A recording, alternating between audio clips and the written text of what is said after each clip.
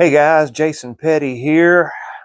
I'm going to be your host today on Highway to Hank, and I have been portraying music legend Hank Williams for 30 years, since 1996. I got started at the Ryman Auditorium in the musical called Lost Highway, and while I was there for 2 years, I got to meet everybody who knew Hank, and they all wanted to share their stories with me. So part of what this channel is going to do is tell you all those stories that I have written down, and I mean there's tons of them.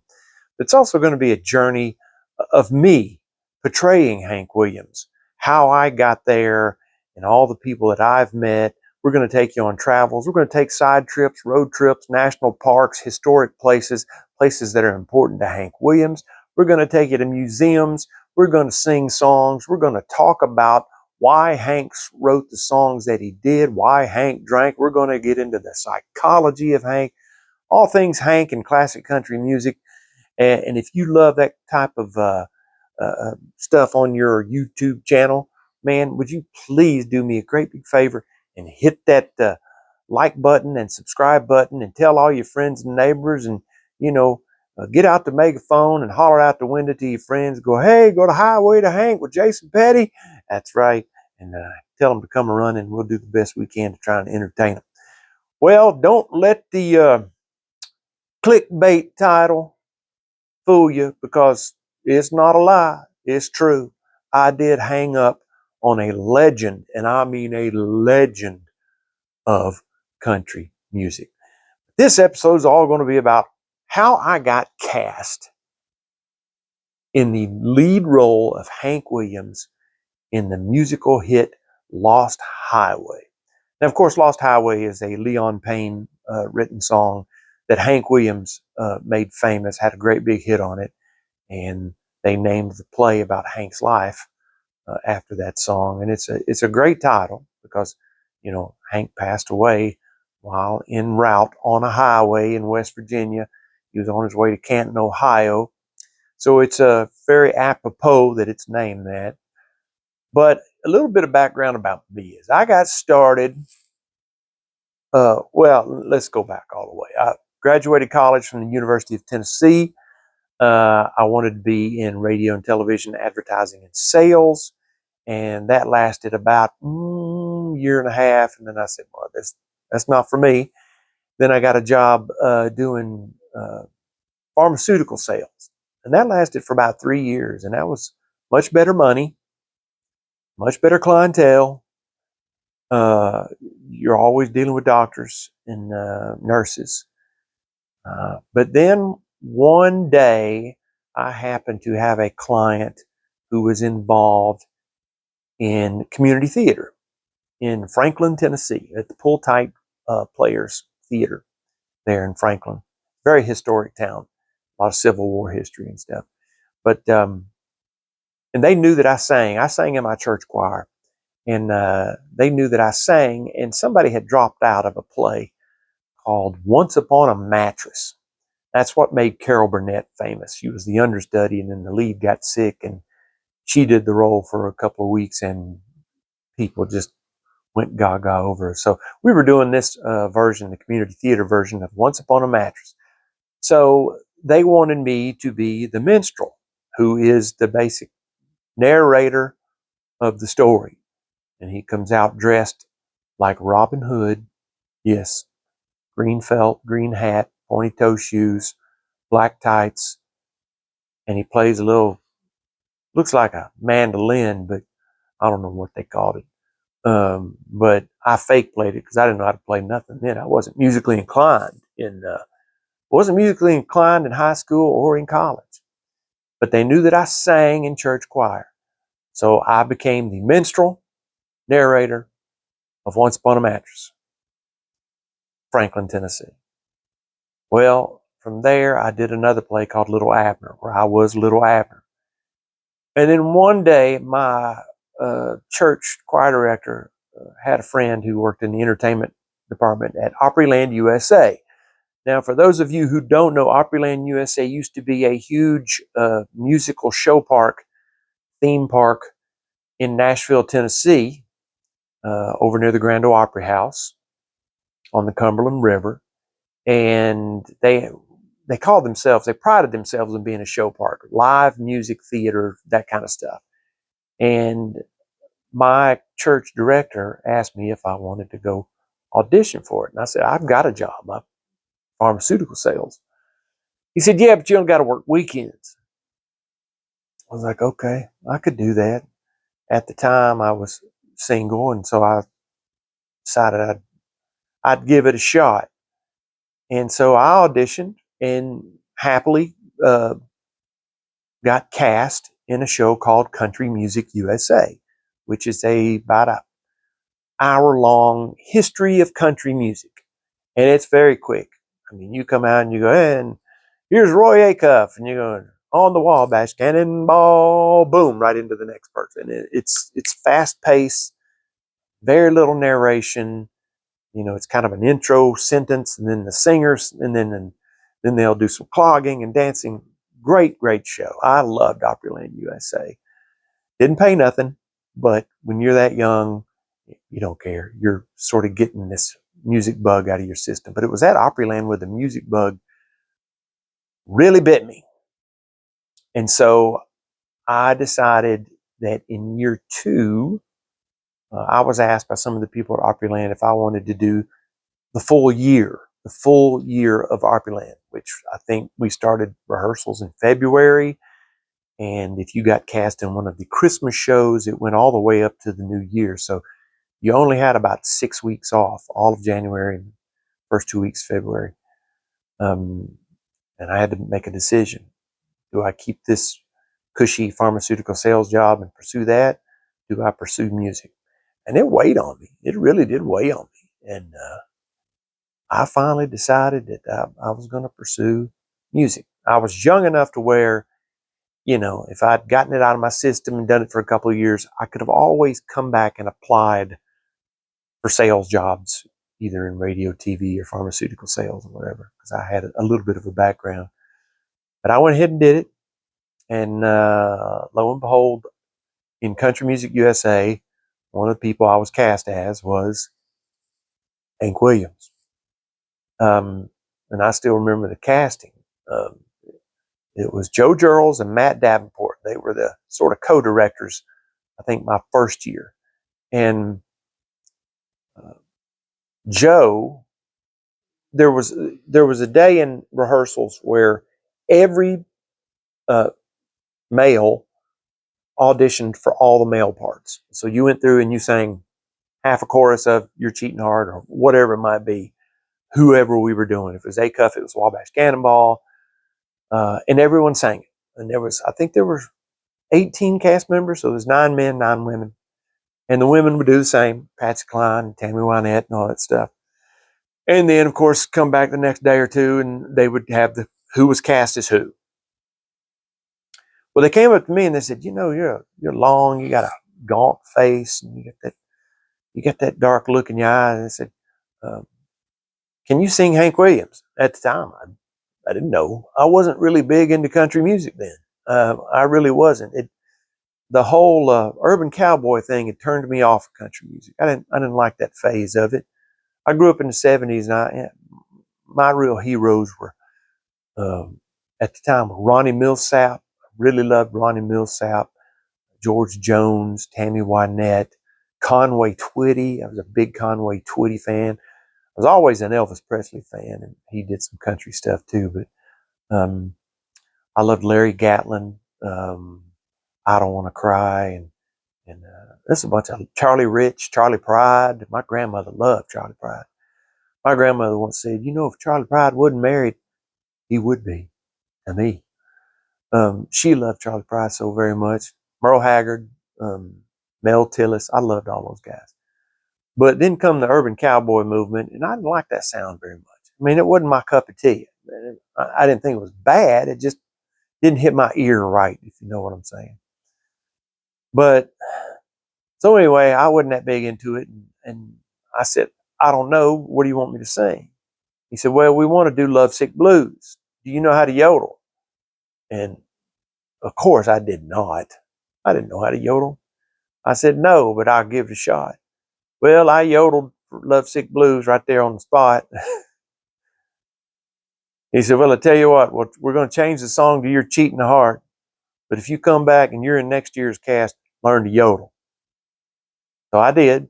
I went and practiced and watched one little piece of video of Hank singing. I think it was Cold, Cold Heart on the Kate Smith show. And we didn't have YouTube then, so I had to go uh, I had to go to the Country Music Hall of Fame and access the video of it. That's how I got the only piece of video I ever got to saw of Hank. So I practiced it up, and I was Hank Williams in Country Music USA for, I think it was 3 years, 1990, 91, and 92 and 93. Okay, so 4 years. And then I was still at the park in 1995 when they cast me in a show called I Hear America Singing. And the director of the show was a man named Ted Swinley. Now, I owe Ted Swinley a huge debt of gratitude for if I hadn't struck up a friendship with Ted Swinley, I wouldn't be doing this video. I'd probably be back selling pharmaceuticals. But he and I had become friends, and I was over at his house one day, and he looked at me and said, boy, what do you want to do with your career? And first, let me tell you, Ted Swinley was the writer and director of Always Patsy Cline, the musical Always Patsy Cline. He wrote it, he directed it, and the Ryman Auditorium, the mother church of country music, in 1994 opened up after a big renovation. Millions of dollars. They put air conditioning in and cleaned it up and spruced it up, and they wanted to put live theater in there, which I thought was an amazing idea, celebrating the history of those who helped build country music. And that's what they did for the first, I don't know, 6 or 8 years. They don't do it anymore. It's more of just a concert venue now. But back then, they were still celebrating the history of those who helped build country music. We were still in that 90s country era where traditional was the thing. But Patsy Cline was in the Ryman, helped open the Ryman up in 1994, 1995. Well, Opryland had decided they wanted to hire Ted while he was in town with Always Patsy Cline to come over and direct some of their shows. And I Hear America Singing is one of the shows that he directed, as well as a Christmas show, I do believe. But I got to be friends with him, and he said, what do you want to do? And this was at the beginning of 1995. And I said, well, I think this is my last year at Opryland. This will be my 5th year, and I think I've done all I can do with it. I mean, I was an actor, singer, but I was not a country singer. So I was kind of in the wrong town to get noticed as an actor and singer. Well, he said, I tell you, I just had a conversation with the Ryman, and Always is going to come to the end of its 2-year run, and they want a show about Hank Williams, who is the single most influential figure in country music. So he said, I know you used to sing Hank in the Country Music USA show. He said, would you be interested in doing a read-through on stage at the Ryman of the script that we're supposed to be doing? And so Ted had written a script, a different script. This wasn't Lost Highway. And I said, absolutely, sure. I didn't know how to play guitar. He told me that, and I went and quickly grabbed a couple of my friends from the shows who knew how to play guitar.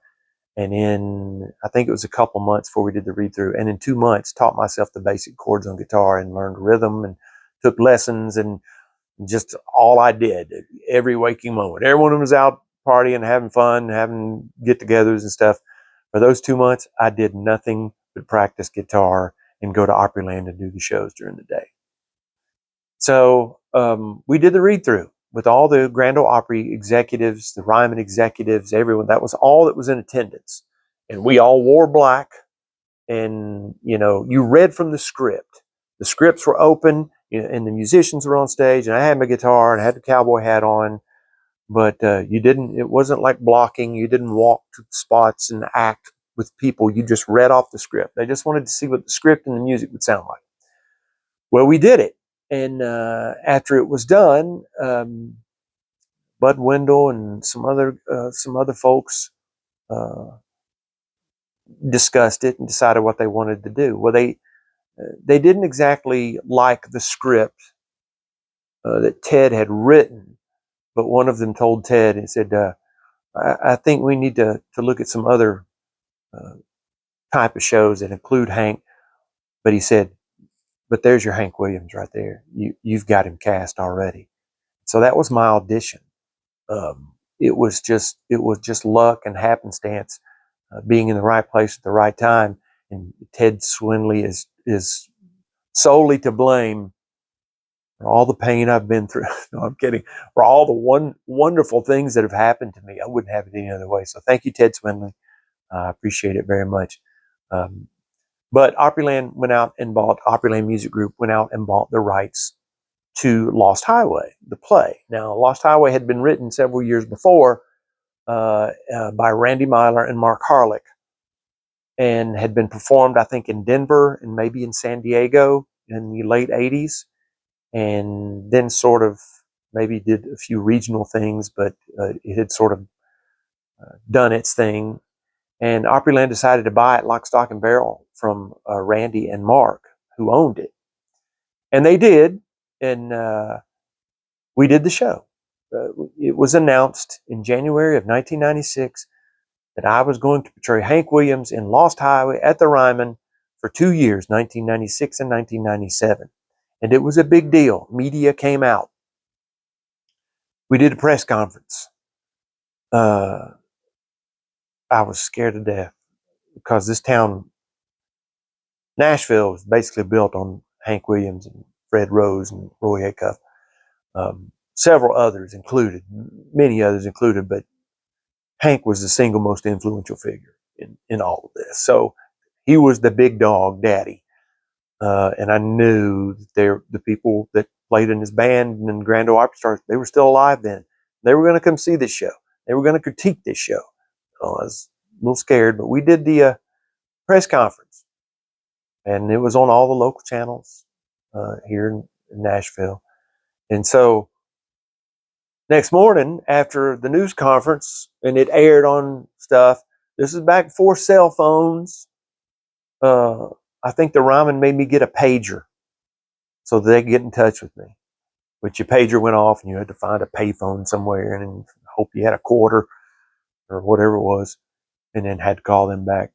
Talking about the dark ages, Fred Flintstone cars, all that kind of good stuff. But so the next morning, my phone rings, my home phone rings. And of course, I'd gotten a lot of calls that day, from friends and family. And my name was in the phone book, it was listed publicly. So people I didn't know were calling. Hey, congratulations. Are you going to sing Wedding Bells? You know, it's just questions. I was like, dude, I don't write the script. I'm an actor, and I'm an actor doing a gig. That's the way I thought of it at first, and happy to have the money. It was a good bump up from the theme park pay. But then, in the midst of all these phone calls that were coming in, it rang once, and this lady goes, "Is this the Jason Petty from Lost Highway at the Ryman?" I said, "Yes, it is." And I was suspicious because this voice sounded very familiar. It sounded like one of my friends who used to fake old lady uh, voice, one of my female friends. And she said, "This is Kitty Wells, and uh, my husband, Johnny Wright, and we would like to invite you to a big singing at our church in Madison this coming Sunday. We're doing they're having a little lunch, and we're the entertainment, and we thought it'd be nice if you'd come sing with us because we were friends with Hank and Audrey." And I said, "You're real funny, Beth." Clown. Hung up. Well, come to find out, That was Kitty Wells, the queen of country music. It wasn't God who made honky tonk angels. That song had been in the Country Music USA show, paying homage to people who helped start country music. Luckily for me, Lord, thank you, she called back with a great sense of humor. And she convinced me that she was Kitty Wells. By this time, I'm mortified.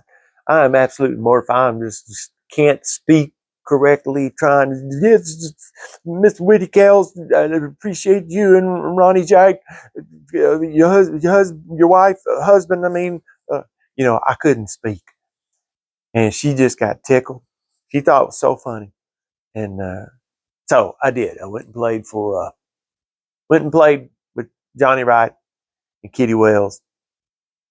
And while I was there, I'm nervous as can be.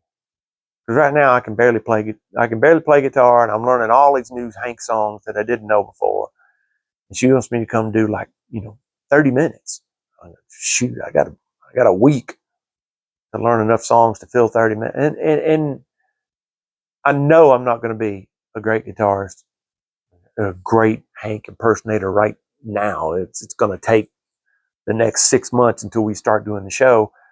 That's going to be my rehearsal time and get ready for the role, the acting role. Well, lo and behold, I get ready. I think I know my stuff. I'm still nervous as everything. I meet Kitty and Johnny, and I get ready to play, and I look up, and I recognize two faces from all the stuff. I'd already been doing a ton of research on Hank as soon as I knew I got the role. Look up, and there are two of Hank's drifting cowboys in the front row. Don Helms and Jerry Rivers and their wives. I'm talking about Don Helms, Shag, Jerry Rivers, Burrhead, steel guitar player and fiddle player, respectively. I cannot tell you, I got that tunnel vision. You know that scene in Jaws where they show Roy Scheider, the sheriff, and something happens to the camera when he sees this person, and the camera goes. That's what it felt like when I looked up and I saw Don. I was like, uh-oh, we're in big, big trouble. And I remember all the saliva in my mouth evaporating at that moment. But they were so kind. And Don became a really good friend of mine. Unfortunately, Jerry had just been diagnosed with pancreatic cancer. He lived for about another 6 months. And I got to know him pretty well. I was actually an honorary pallbearer at his funeral. But I got to know Don really well and stayed friends with him until his passing in 2009, 2008, one of the two. But, and these guys told me all these stories. Took me over to their house. Met over at Jerry's house like 2 nights later. Kitty Wells came over and Johnny Wright came over, and we were there for hours sharing stories about Hank, and it was the greatest day. It might have been Mary, my wife, was one of the greatest days of my life. The day my kids were born, those are two of the greatest days of my life. The greatest day of my life is the day I committed my soul to Jesus Christ and baptized. But right up in there was that day sitting at Jerry Rivers' house with Don Helms, Kitty Wells. And then toward about 8 o'clock that evening, Don goes, "Hey, you want to see some of Hank's stuff?" "Oh, sure. Is it here?" And he goes, No. I know a guy that's got it. He picks up the phone and he calls Marty Stewart. Marty Stewart, who had known Irene, Hank's sister. And when Irene passed, she pretty much just gave him all the Hank's stuff. I'm talking about guitars, clothes, and boots, and memorabilia and stuff like that. I think he's got a museum or something now. But he came over. So we're all sitting there, and I'm on cloud 9. But that's how I got cast. Those are the first couple of moments that stand out And in later episodes, we'll get into, how the play went and how it progressed off Broadway and the national tours that we did. Oh, Lord. I got some stories about that national tour. It was, well, we'll save it. We'll save it. Anyway, yes, I did hang up on a legend, just like the clickbait says. And if you're enjoying this content, please do me a great big favor. Leave us a comment down there and tell us what stories you'd like to hear. Tell us what your favorite Hank song is. What would you like to see on this channel? But make sure you hit the like and subscribe button. I'm gonna do you a song. This is the song that I auditioned at Opryland, USA with, and it's one of Hank's greatest hits, and I hope you like it. It's called "Your Cheating Heart." Your cheating heart will make you weep. You'll cry, cry, and try to sleep, but sleep won't come the whole night through. Your cheating heart will tell on you when tears come down like falling rain. You'll toss it around and call my name. You'll walk the floor the way I do. Your cheating heart will tell on you. Your cheating heart will pine someday and crave the love you threw away. The time will come when you'll be blue. Your cheating heart will tell when tears come down like falling rain. You'll toss it around and call my name. You'll walk the floor the way I do. Your cheating heart will tell you.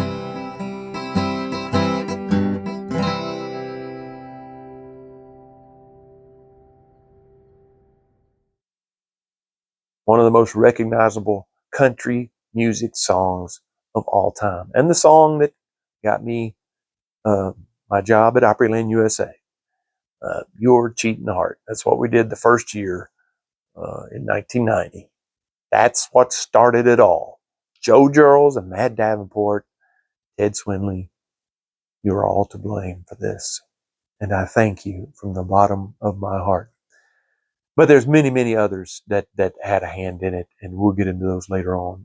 Randy Myler being probably the greatest help to me finding the character of Hank Williams, the psychology of Hank Williams, the deepness.